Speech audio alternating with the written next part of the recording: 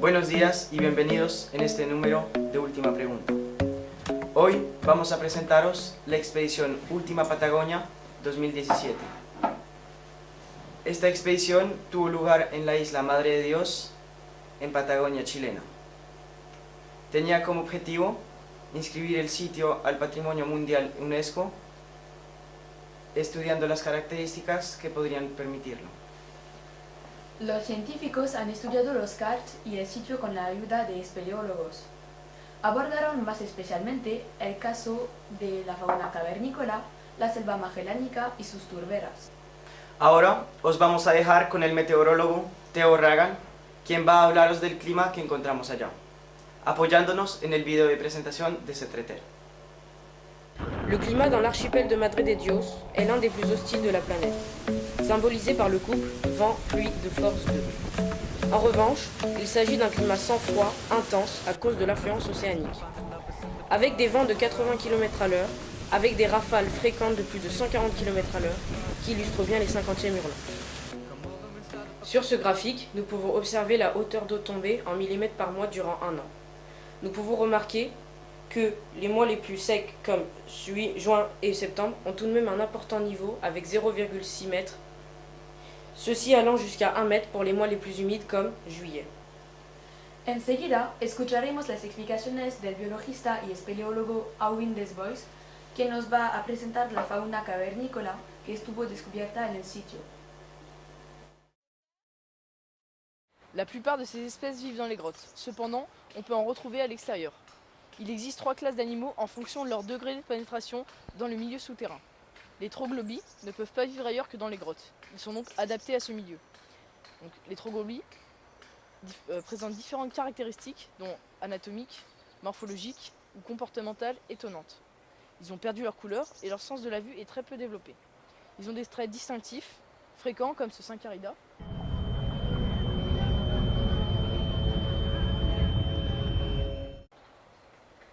Ils n'ont pas d'yeux, ou des yeux réduits ou non apparents. Donc leur sens de la vue est très peu développé. Ils sont dépigmentés, ils ont le teint pâle ou plutôt transparent. Ils sont adaptés au manque ou à un apport de nourriture très faible.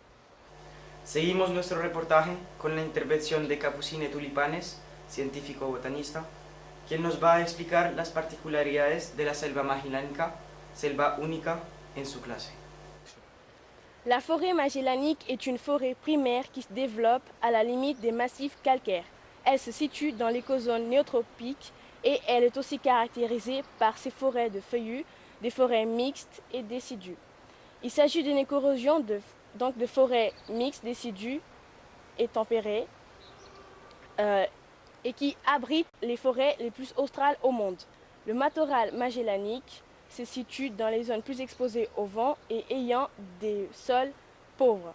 Donc il y a une formation de végétaux ligneux. Beaucoup de plantes sont très mal développées à cause du climat.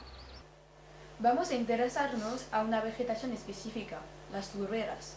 Escucharemos al biologista Ray Animal, quien nos va a aclarar sobre el asunto. Donc bonjour. Donc le travail de laboratoire pour analyser les espèces modernes et fossiles a maintenant commencé. Mais les résultats pour une analyse de ce type mettent de longtemps et requièrent de longues heures de travail et surtout d'études sur laboratoire, sur microscope et sur photo. Donc le projet initial se découpe en 2 parties. La première consistait en l'élaboration de références de plantes modernes, principalement non vasculaires, donc mousses et hépatiques, dans les différents écosystèmes présents sur l'île, donc des forêts magellaniques, tourbières de collines ou encore zones calcaires. L'hypothèse était que du fait de ses caractéristiques géologiques spéciales, Madre de Dios pouvait abriter des espèces endémiques dans sa flore non vasculaire. Endémique signifiant que ces espèces se trouvent exactement à cet endroit de la Terre, pas à un autre endroit.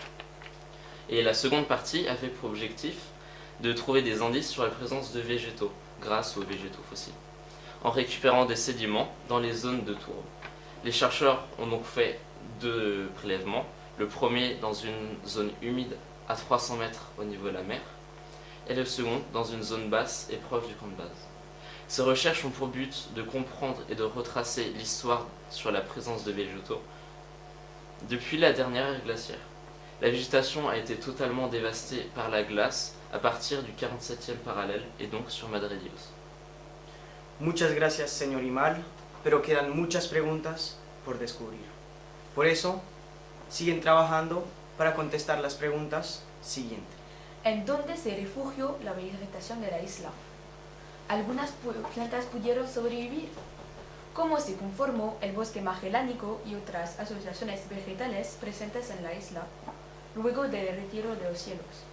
¿La vegetación que observamos proviene de las zonas distantes? Vamos a descubrirlo en el futuro y continuar las búsquedas. Esta era la última pregunta.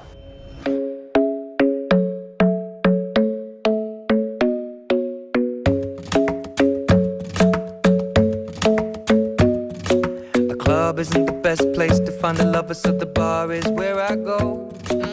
Me and my friends at the